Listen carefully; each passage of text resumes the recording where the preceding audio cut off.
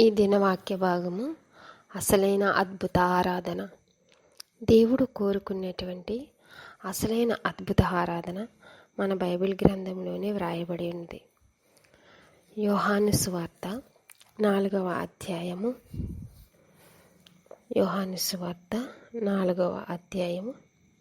23వ వచనము మనం చదువుకున్నట్లయితే, అయితే యథార్థముగా ఆరాధించువారు ఆత్మతోనూ సత్యముతోనూ తండ్రిని ఆరాధించు కాలము వచ్చుచున్నది, అది ఇప్పుడునూ వచ్చే ఉన్నది.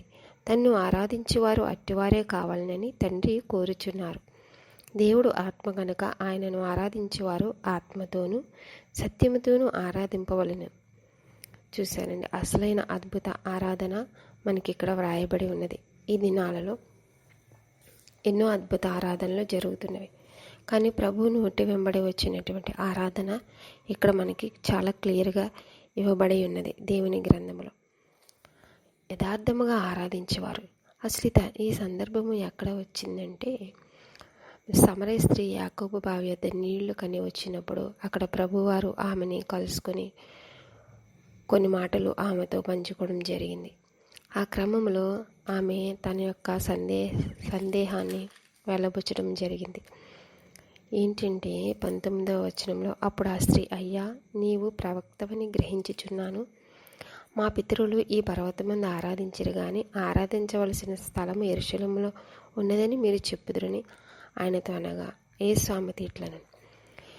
ఈ స్త్రీకి ఆరాధన గురించి కొన్ని సందేహాలు ఉన్నట్లు మనం ఇక్కడ చూస్తూ ఉన్నాం. ఆ సందేహాలను బట్టి ప్రభువారు ఏం మాట్లాడుతున్నారంటే, స్థలము ఇంపార్టెంట్ కాదు, అంటే అక్కడ ఆరాధించాలి ఇక్కడ ఆరాధించాలి అనేది కాదు, కానీ ఆరాధించవలసిన వారి హృదయాల్లో ఏమి కలిగి ఉండాలో, వారి జీవితాల్లో ఏమి కలిగి ఉండాలో ఆయన చెప్తూ ఉన్నారు. ఈ స్త్రీ బయటి విషయాల కొరకు, అంటే ఫిజికల్గా కనపడే విషయాల కొరకు ఆలోచిస్తూ ఉంటే ప్రభువారు ఇచ్చిన సమాధానము, ఆత్మీయతలో వారు ఎలాగ నింపబడి ఉండాలి, ఏ విధంగా ఆరాధించాలి, ఒక వ్యక్తి దేవుణ్ణి ఎలా ఆరాధించాలనేది క్లియర్గా ఈయన ఇక్కడ మనకి ప్రభువారు సెలవిస్తూ ఉన్నారు. అదేంటంటే, యథార్థముగా ఆరాధించేవారు ఎవరంటే ఆత్మతోనూ సత్యముతోనూ అనగా ఆత్మపూర్ణులే, పరిశుద్ధాత్మతో నిండుకుని పరిశుద్ధాత్మ యొక్క గుణాలు కలిగి పరిశుద్ధాత్మలో జీవిస్తూ పరిశుద్ధాత్మ నింపుదలతో పరిశుద్ధాత్మ శక్తితో పరిశుద్ధాత్మకి ఉన్నటువంటి క్యారెక్టర్స్ గలతీ పత్రిక 5వ అధ్యాయంలో మనం చాలా చూస్తాం. 9 ఆత్మఫలము, ఆ క్యారెక్టర్స్తో ఆత్మతో మరి ఉంటూ సత్యముతో ఆరాధించాలి. సత్యమనగా ఆయన వాక్యమే సత్యమని బైబిల్ గ్రంథం మనకి తెలియజేస్తుంది. అలాగే ప్రభువారు నేనే మార్గము సత్యము జీవమై ఉన్నానని తెలియజేస్తున్నారు.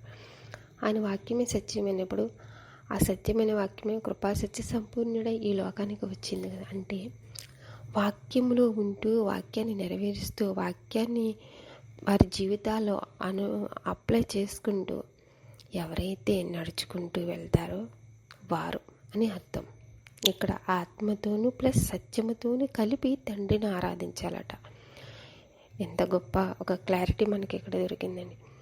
ఎవరైతే ఆత్మపూర్ణుల ఆత్మతో ఆరాధిస్తూ ఉంటారో, ఎవరైతే సత్యముతో ఆరాధిస్తూ ఉంటారో ఆయనని, మరి అట్టువారిని ఆయన కోరుచున్నారని ఇక్కడ మనకు ఒక క్లారిటీ ఇవ్వబడింది కదండి.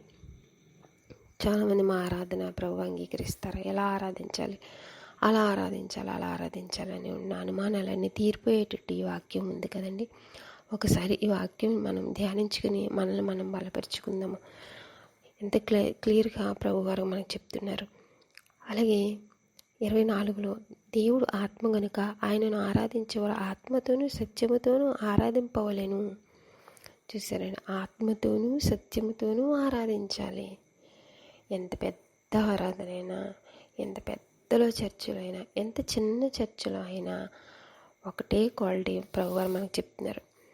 2-3 ఉన్న చోటైనా, 100 మంది ఉన్న చోటైనా, అరణ్యములోనైనా, మరి జనసముద్రంలోనైనా, నువ్వు ఎక్కడ ఆరాధించినా సరే ఆత్మతోనూ సత్యముతోనూ ఆరాధిస్తున్నావా లేదా అనేది తండ్రి కనిపెట్టి చూస్తున్నారు.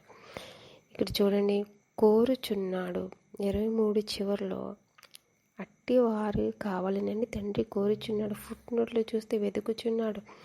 ఎవరైతే ఆత్మ నింపుదలతో ఉండి, ఎవరైతే సత్యాన్ని అనుసరించి నడుస్తూ తండ్రిని ఆరాధిస్తున్న అట్టి వారిని తండ్రి వెతుకుచున్నాడు. వారిని దీవించడానికి, బలపరచడానికి, ఆశీర్వదించడానికి, వారికి సన్నిహితంగా ఉండడానికి ప్రభు వెతుకుతూ ఉన్నారు. అట్టి వారి కొరకు ఆయన ఎదురు చూస్తూ ఉంటున్నారు. ప్రియమైన బిడ్డ, ఈ దినమని నువ్వు ఎలా ఆరాధిస్తున్నావు తండ్రి? ఆత్మతోనూ నింపబడి, సత్యముతో నింపబడి ఆరాధిస్తున్నావా? ప్రజలందరూ చూసే విధంగా గట్టిగా ఆరాధిస్తున్నావా? నువ్వెంత గట్టిగా ఆరాధించినా, ఎంత మెల్లగా ఆరాధించినా, ఆత్మతోనూ సత్యముతోనూ నింపబడిన ఆరాధన నీకుందా అని ప్రభువారి నాన్న నీకు జ్ఞాపకం చేస్తూ ఉన్నారు, నీకు గుర్తు చేస్తూ ఉన్నారు. గతించిన కాలమంతా ఎలా నువ్వు ఆరాధించినప్పటికీ ఇక ముందు నీకు వస్తున్న నూతన దినములో, నీకు వస్తున్న నూతన సంవత్సరాలలో, రాబో సంవత్సరాలు, రాబో దినములు నువ్వు ఈ విధంగా ఆరాధించాలని ప్రభువారు కోరుకుంటూ ఉన్నారు. ఎందుకంటే అట్టి వారి కొరకు ఆయన వెతుకుచున్నాడని బైబిల్ గ్రంథం రాయబడి ఉన్నది. బైబిల్ గ్రంథం స్పష్టంగా చెప్తుంది మనకి ఏంటంటే, దేవుడు ఆత్మ కనుక ఆయనను ఆరాధించేవారు ఆత్మతోని సత్యముతోని ఆరాధింపవలెను అని స్పష్టంగా మనకి తెలియపరుస్తూ ఉండగా, నీకు ఏమి ఉన్నా లేకున్నా నువ్వు ఆత్మతో సత్యముతో ఆరాధిస్తే ఆయనకి చాలా ఆనందం. దేవుడు నిన్ను ఒక ప్రేమైన బిడ్డగా ఎంచి నిన్ను ఆశీర్వదిస్తూ ఉన్నాడు. మనం మన జీవితాలు పరిశీలించుకోవాలి. ఎన్నిసార్లు ఆరాధించాము, ఎక్కడ ఆరాధించామని కాదు, ఆత్మతో నింపబడి ఆత్మ యొక్క క్యారెక్టర్స్ కలిగి మనం సత్యమనే వాక్యంలో నిలబడి స్థిరపరచబడి మనం ఆరాధిస్తున్నామా? రోమ 12:11 మనం చదువుతున్నాం, ఆత్మయందు తీవ్రత గలవారే ప్రభువును సేవించాలి. ఆత్మలో తీవ్రత గలవారు, ఆత్మాపేక్ష గలవారమే, ఆత్మలో తీవ్రత గలవారమే ప్రభువును సేవించాలంట. చూసారండి, పరిశుద్ధాత్మ దేవునితో నింపబడి సత్యముతో నింపబడి ఆరాధించడం ఎంత ముఖ్యమైనదో దేవుని వాక్యం తెలియజేస్తుంది కదా. అట్టి కృప మనందరికీ ప్రభు రాబో కాలంలో దయచేయునుగాక. ఇది నిజమైన అసలైన ఆరాధన కనుక ప్రేమైన బిడ్డలందరూ, విన్న బిడ్డలందరూ దీవించబడాలని, ఇట్టి ఆరాధన అలవర్చుకుని అభ్యాసం చేసుకోవాలని ప్రభు నంది వాక్యాన్ని ముగిస్తూ ఉన్నాను. ప్రభువుకే మహిమ కలుగును గాక. ఆమేన్.